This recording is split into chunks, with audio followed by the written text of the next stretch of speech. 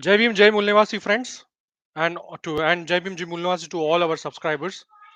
I welcome you all to once again another great discussions on very good subject. And today's subject is philosophy of Hinduism, said by Dr. Babasaheb Ambedkar. So we have with us a very great speaker, Mulnivasi Mangesh Dahiwale ji, who is an Ambedkarite Buddhist, writer, activist, and also an author. So I would like to welcome Mangesh sir.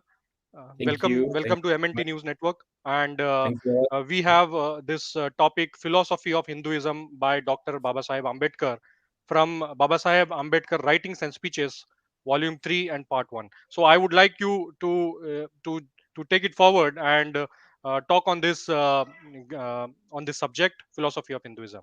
Please, sir. Thank you, Arat, for this invitation. And I'm very delighted to be able to talk on this monumental work of Babasaheb Ambedkar, which is called The Philosophy of Hinduism. And it's a very profound word of Babasaheb Ambedkar. And if we read it, as Perry Anderson, one of the great historians of today, says that, it's like entering into the a different realm of ideas and thoughts. So, to begin with, let me put it very clearly here that whatever Babasaheb Ambedkar has written, he has written with a perspective of the welfare of many, many people.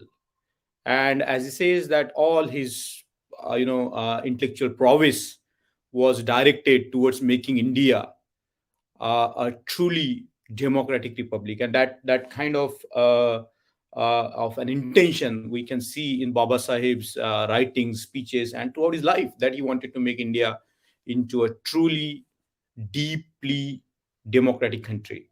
And from that perspective, he has written so much and he has given so much. And in that line, if we look at the philosophy of Hinduism, which is as announced in the volume number 3 and the volume number 3, and it comes in the first part, and therefore it becomes very important for us to look at the various writings of Babasaheb Ambedkar, particularly the philosophy of Hinduism, because it's a profound writing that Babasaheb Ambedkar has left for us. And it's a complex writing because we know that Dr. Babasaheb Ambedkar had a very complex way of analyzing the things, and because these topics are not easy, and Babasaheb Ambedkar brings up his intellectual prowess of trained in anthropology, sociology, and in all different domains like philosophy and all. So this is a very, very interesting and very dense text. Though it runs in 90 pages, over 90 pages, it has got its depth and breadth, and we need to really go deep into that.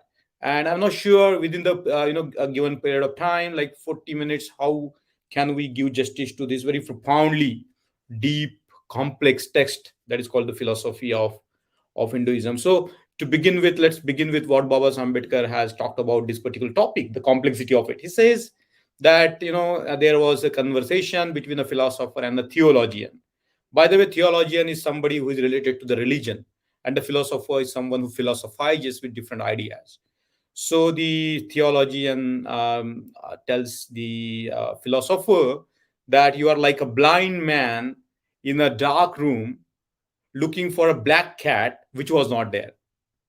So that is what the theologian tells to the philosopher. And in response to that, the philosopher says that you are like a blind man in a dark room looking for a black cat which was not there, but declared he found there, isn't it? So it's a complex area, as you can see from this anecdote which Baba Sahib included in the beginning of it. So to study the philosophy is very difficult in itself, and to study the philosophy of religion itself is a very complex topic because we do not have one definition of religion. And Dr. Babas Ambedkar actually goes into that, and then he comes up with a method, where he says that philosophizing is a method, is an attempt to see things together, not in one way or another way, to see things together, to keep all main features of the world in view, and to grasp them in their relation to one another as parts of one whole. So if we capture the sense of this Platonic view of synoptic vision of looking at the things, we can see that a critical reasoning is the essential requirement to pass a judgment on anything. And that's what Babasaheb Ambedkar does here. He examines the Hinduism, and before he examines the Hinduism, he examines the concept of religion, and he tries to uh, put forward his critical reasoning about Hinduism. And it's very important for us to understand his view of what is Hinduism. Of course, when we put forth any view in the public, people argue back and forth, and and he's very happy as a philosopher to let people argue, as a thinker to let people argue and contest his ideas. So that kind of an openness, Dr. Babasaheb Ambedkar expects whenever he writes. So let's have that open mind and explore what is it. So Babasaheb Ambedkar raises a question to begin with. Says that whether we can say that Hinduism is worthy of calling a way of life. And that's a very blunt statement, as we can see that to examine religion is a very potent minefield. It's full of people are easily moved by religions, as we can see, and to make a statement like that needs a courage to say that whether Hinduism is worthy of calling a way of life. And then he says that Hinduism is not evolved religion, and that's a very important concept that we have to bear in mind. That it's like in the primitive societies, the religions evolved, like the worship of the magics and the rituals, they evolved in the primitive societies through the action of the unconscious forces. And but the religions, like for example Hinduism or Islam or Judaism, you know they are termed as the quote unquote positive religion because they were consciously created, they were innovated by the people. The ideas of for example the Hindu religion, it is not coming from the so-called unconscious forces. It's crafted, is created, is innovated deliberately by the deliberate action of some innovators. And when a religion is crafted like this, through say divine revelation, or through the agency of some human beings, it is called the innovated religion. And that's what the Hinduism is. And all the positive religions, like Islam, Judaism, and other religion. And whenever we look at the concept of Hinduism as a religion, it is not that it doesn't have the books, or it doesn't have the sacred books. It does have a sacred books. And he says that Boss Ambedkar says that it is having a written constitution. So Boss Ambedkar makes a very important point here, that the Hindu religion has a written constitution, and that constitution, of course, is Manusmriti. And according to Babasaheb Ambedkar, the constitution, the written constitution, which is called Manusmriti, regulates the religious, ritualistic, and social life of the people, isn't it? And then the question may be asked as to whether the Manusmriti is the fundamental foundational book of the Hindus or Hindu religion. Then Baba Ambedkar makes a point that argument can be put against him. But he says that if we look at, or if we study the other books of the so-called Hinduism, for example, the Bhagavad Gita or Ramayana or Mahabharata or Vedas or even Puranas, they have, if you look at the bottom of it, has the concept of the essence of the Manusmriti. And he says about Gita, that Gita is in a nutshell the Manusmriti. And these are very profound statements which are made by Baba Ambedkar with a very careful, very in-depth study of the Hindu scriptures. And he says that this class of literature, as I was mentioning, I was listing down, they were written by a particular class of people, and that particular class of people who wrote these scriptures where the Brahmins, and that's the point that Babasaheb Ambedkar makes here. So first of all, his observation about Hinduism is this: that it's not a negative religion in the sense that it has not evolved through the unconscious forces.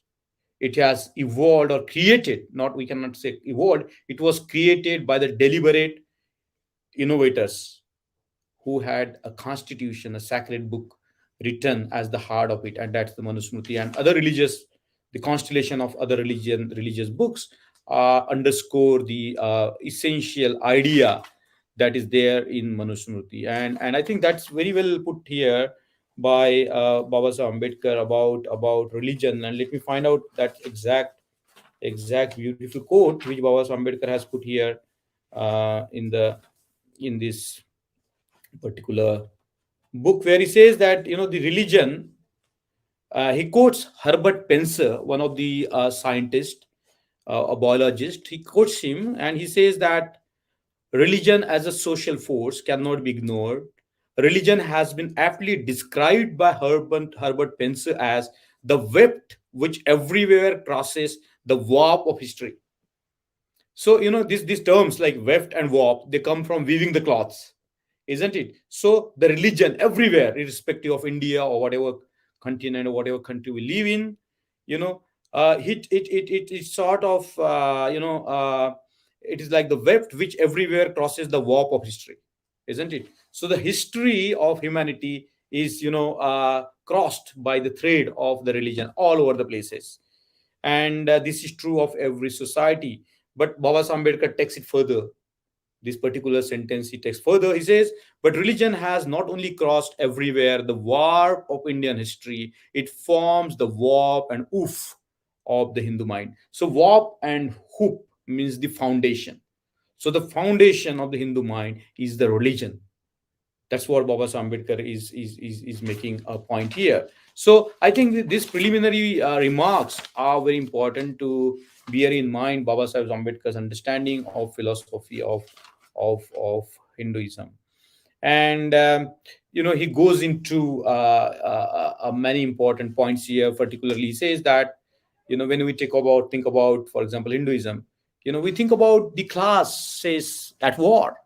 And when we think about the classes at war, we see that in a society whose foundation is based on a constitution whose essence is inequality, we see that everywhere there will be a conflict between the different classes and different castes. For example, just this week in Maharashtra, we have seen the mobilization of lakhs and lakhs of these so-called Marathas who came and marched towards Bombay to get their political or whatever reservation or whatever rights they wanted to ask for.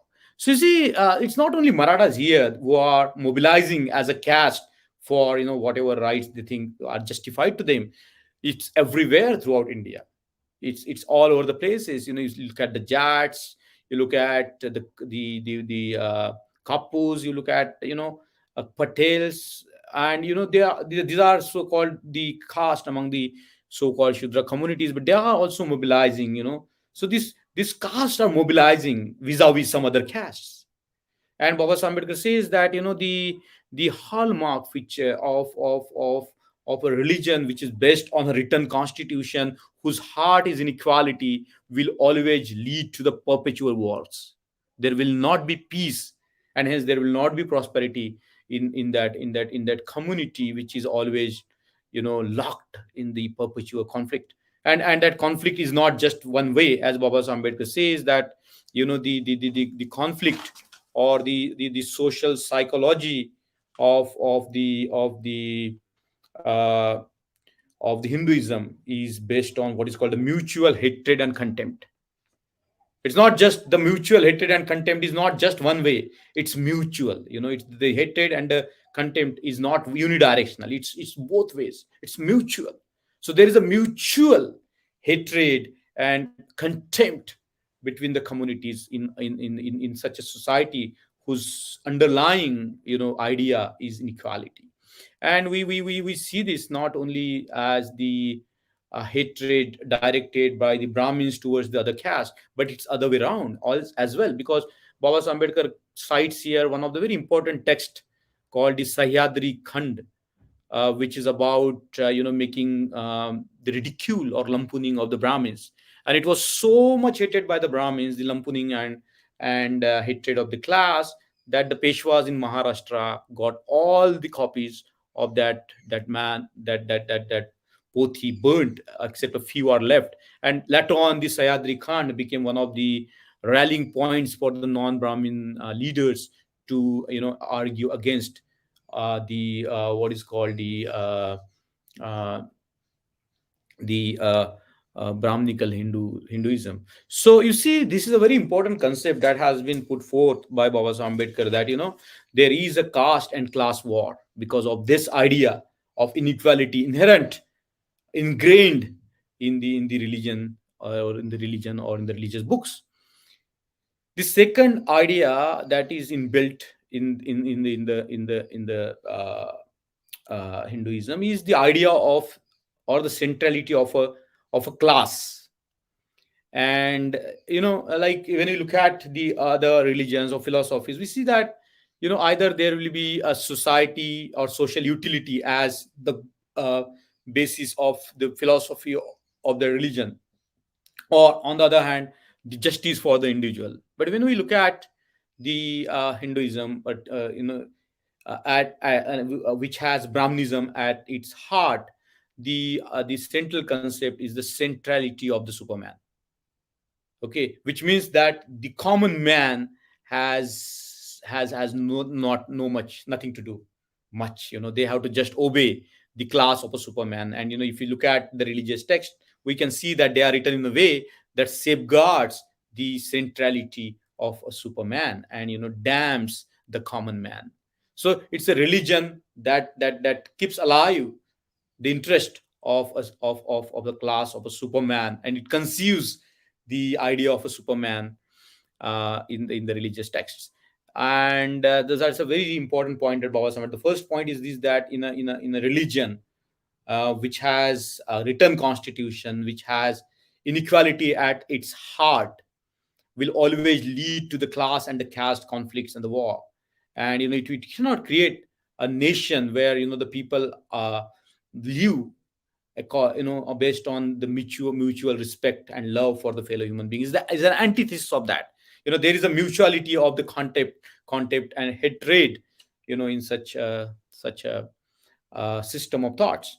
And the second is, of course, not the welfare of the society or the justice to the individual. The heart of such a philosophy is the centrality of the Superman. And then Baba Ambedkar, making this point, elaborates this point further, and he brings the context of the international events, where he talks about, how the Nietzsche's philosophy of Superman has led to the Hitlerian advancement of Nazism in Germany, and how that led to such a conflict, such a problem of war. And he says that the compared to the Superman advocated by Nietzsche, the Superman, or the class of Superman advocated by Manu in terms of the Brahmins, is much more mean and much more violent and much more dangerous. And that's what he says that in the philosophy of Hinduism. And I think that's a very important point, that the and in the Europe, it has led to the phenomenon of fascism, and Hitler was a strong follower of Nietzsche. And Nietzsche, he lauded Manusmriti as something which puts people in their place. Very draconian idea, very Newman idea, that is. And that's what the Nazism was all about. And when it comes to Indian context, there is always potential danger of a country becoming fundamentalist and uh, blind nationalistic. And we can see that's being happening. The third aspect, as we can see, is an unequal society, because if you advocate the inequality as your official doctrine, then it will always lead to the unequal society. Now, if you look at the three aspects of the kind of this innovated or the crafted or the constructed religion, which is called Hinduism. Of course, Jyotiba Phule called Hinduism the machination of the Brahmins. Of course, it leads to it's an antithesis of liberty, equality, and fraternity. So Babasaheb Ambedkar uses these three principles, the principle of justice, to probe more deeper into the philosophy of Hinduism. And he says that it is antithesis to the liberty, equality, and fraternity. It doesn't ensure the justice to the individual. Number one, that's number one point. Secondly, if the society is fragmented into so many caste or so many groups which are having mutual conflict and hatred between them, then it can never lead to an efficient society. The society that is fragmented, the society that is divided, the society that is in conflict can never lead to an efficient society. So, on the ground of social utility, the one of the norms that Dr. Babasaheb Ambedkar used to critically analyze the text of Brahminical Hinduism, he says that fails to answer the test of social utility because of its inherent equality as the official doctrine, and because the individual is crushed under the social norms advocated by this particular philosophy. There is no justice for the individual. In other words, there is no liberty, equality, and fraternity for the individuals. Now, I'm just going to take another 5 minutes to elaborate some of the very interesting points that Babasaheb Ambedkar makes here. That because the history of religion is very important, so we have to also take a snapshot of the history of Brahminical Hinduism. It was not the same. It has undergone many concepts, but the underlying idea or the principles remain the same. Even they remain the same today, isn't it? So, number one, the social psychology is based on the mutual contempt and hatred, which translates into class and caste war that we see ongoing in our country all over the places. Then the centrality of one particular class and not the interest of the entire society or a common man. Always safeguarding the interest of one particular class. The second draconian aspect of it, this centrality of one particular class of superman crafted by the written constitution of Manu can lead to potentially a lot of danger and violence in the society. And then, of course, unequal society leads to the glaring form of poverty and discrimination and the cycles of violence that we see around.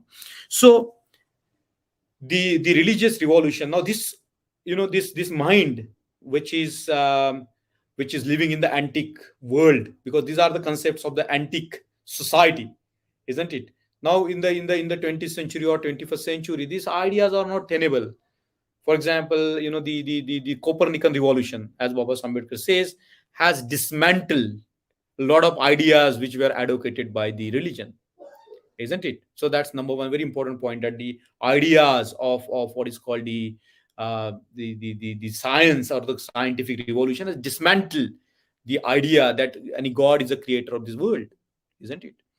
And Copernican revolution, the word revolution comes from the Copernican itself, because he talked about the revolution of the celestial bodies and so on and so forth. The Darwinian revolution, it had dislodged the centrality of the human beings. Like, he talks about how the origin of the species, and the species are not permanent.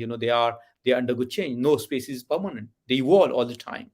So the religious lie that the human beings were created by some higher agencies exposed through the Darwinian evidences, and I think that's the revolution. But these processes have to some extent secularized the human societies in some manner, because but even then we see that the impact of these secular processes have not affected or challenged the woof and waft, or the foundation of the Hinduism, as we can see today. That that's what is what the scientific revolution, what Babasaheb Ambedkar called the external revolutions, how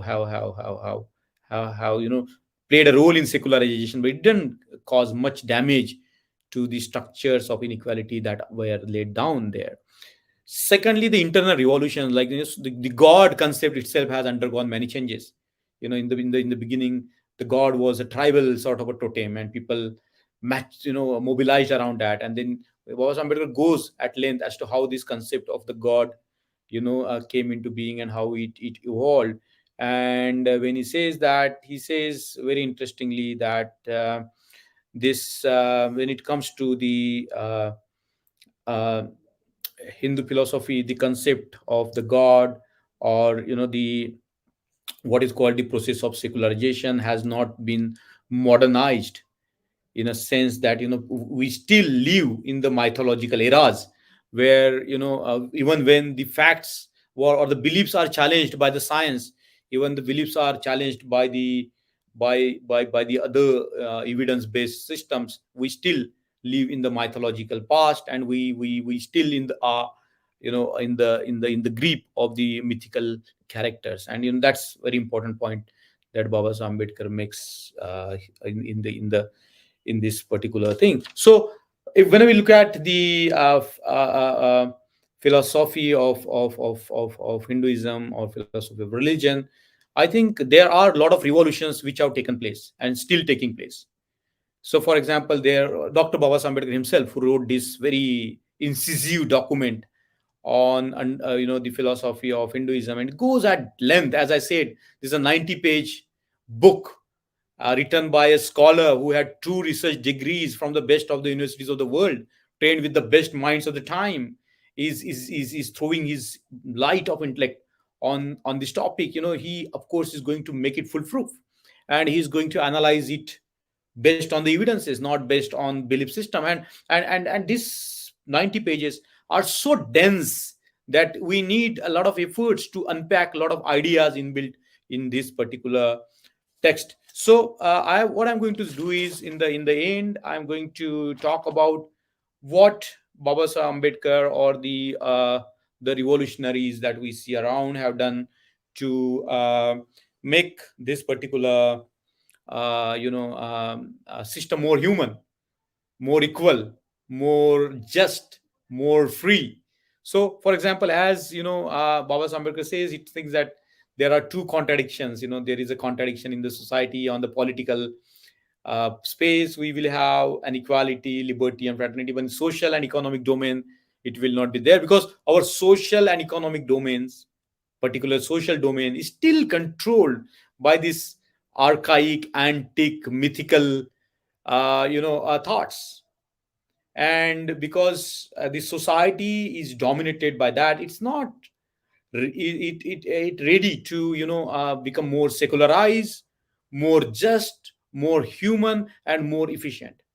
And therefore we see that the constitution that Babasaheb Ambedkar has made efforts to bring forth, and he played his a very important role in making a constitution which underlies, which is a supreme law of land. Any religious book or anything, any law, cannot supersede the constitutional law. And the constitution of India, based on liberty, equality, and fraternity, and justice, and the dignity of the individual, it itself a revolution which supersede, at least not in working but in theory, the very doctrine or principles of inequality and slavery and bondage and so on and so forth. It frees the individual. It gives an individual the right to be free, right to be his own agency, isn't it? He doesn't have to be the slave of the society or the social norms. They are free. The Constitution of India ensures the freedom to the individual. But the social conventions or the social philosophy, as we have seen, is so is having such a hold on the society even today, that it doesn't let the people to live the life of love. It encourages them to have a divisive society. It doesn't create a cohesive society. It doesn't create a homogeneous society. And that's one of the things that we can see when we look at, when we read this text in the light of contemporary India today, particularly from the point of view of Babasaheb Ambedkar. We see that he had this constitution put in place whose heart is not inequality, whose heart is not slavery, whose heart is not competition between the caste. It ushers our country India into a domain of more human society. That's number one. Number two is that the human mind has this urge for the higher, isn't it? Because, and that's that urge people call the religious experience, which people try to seek in various ideologies and religious books. Dr. Babasaheb Ambedkar thought that it can be searched or found in Buddhism, which is a humanitarian and based, its core is the radical equality. The core of Buddhism is a radical equality. There is no scope for treating people unequally, isn't it? The heart of Buddhism is equality, and that's what the Buddha taught. That all the human beings, wherever they are born, irrespective of their caste, creed, gender, they are equal, in a sense that they all have the equal potential. If they are given the equal opportunities, they are they can flower. Everybody, each one of us can flower and realize the highest in them. So these two things that we see, and if we look at these two dimensions, particularly the constitution, which gives the individual justice and frees them from the thraldom or slavery of society, uh, is a very important step and logical conclusion that if our constitution is superseded by the archaic social laws, then our country is undermined. Our country will be undermined if something takes something supersede this constitutional values of liberty, equality, fraternity, justice, and dignity. Then that will be the doom of a country. That will be the doom to the democracy. That will be a great loss to the world, to the humanity. So there is so much that I can talk about, because there is so much in this very beautiful book, very analytical book, very very very precisely argued book, very the facts, the evidences are laid down very logically, and that's why we found. Now there, the question of course will be raised here as to, can we reform Hinduism? So we talked about, there are basically two sets of scriptures in the Brahminical Hinduism. One is, the as I said, the set of literature which has this inequality at the heart of it, like Manusmriti, Bhagavad Gita, and Ramayana, Mahabharata, and Vedas. But there is another class of literature which is called Upanishadic literature, and some of the scholars have been arguing that Upanishads might be the basis of reconstruction of the Brahminical Hinduism. And Dr. Babasaheb Ambedkar, he looks into that point very, very, very, very essentially, very beautifully. He goes into that. He says that, and Upanishads are generally classed as the non-Brahminical texts, written by the people in the forest, and so on and so forth. And their central concept is that the underlying substance of all there is the Atman or Brahman. Okay. And Baba Ambedkar says that the metaphysics, that the underlying substance is the same for all the human beings, is a great democratic concept. It's a great democratic concept, but we have seen that it has not come into action. Even when there were the Upanishadic seers and the players and the philosophers and thinkers, they talked about that underlying reality is the same for everybody, therefore we are all same, isn't it? But even then, when it comes to the action, there is a difference. We are still divided into so many castes, and we are still divided into so many sections and subsections and caste and subcaste. So Baba Ambedkar makes a very important point, that even it may be true that the underlying substance is the same, and that might be the true. Knowing the truth is not enough. And I think this is a very important point. Knowing the truth is not enough. Loving the truth is important. So if we come to the conclusion that all underlying substrata of everything is the same, good point, highest democratic principle. But when it comes to the actual action in the world, because that principle is not loved, this society doesn't change according to that. People don't live according to the truth that they try to advocate. So Baba Ambedkar says that that the Upanishads might have acted as a basis of a society which will promote equality, but it has not happened. So what is important is love for the equality, is a love for the freedom, it's a love for the brotherhood and the sisterhood of the mankind. If we just speak it We don't translate it into the reality or action in the world, it has no meaning whatsoever. So religion is very important. Religion is a social force. It regulates the lives of the people, and that's true everywhere, including in India. And therefore, the examination or the critical reasoning of religion, any religion, is very important. If the people have to be released from the shackles of the slavery, inequality, and the violence, the kind of caste and the class wars that go on and on all the time in our country, they can be averted if we have a philosophy or a social philosophy that promotes liberty, equality, and fraternity. And any philosophy that doesn't promote liberty, equality, and fraternity is an inhuman philosophy. It leads to the destruction of the life and the lives. So I will stop here, because there is so much that one can go on and talk about it. And I encourage the reader or viewers today to please go back to this text. It's very important. It's very important to decode. It's very important to analyze this text and bring out the lessons from it, so that we can act today, to make our country a truly democratic, truly human, truly dignified, truly equal, truly free country. So I stop here. Jai Bhim, Jai Mulnivasi, Jai Bharat.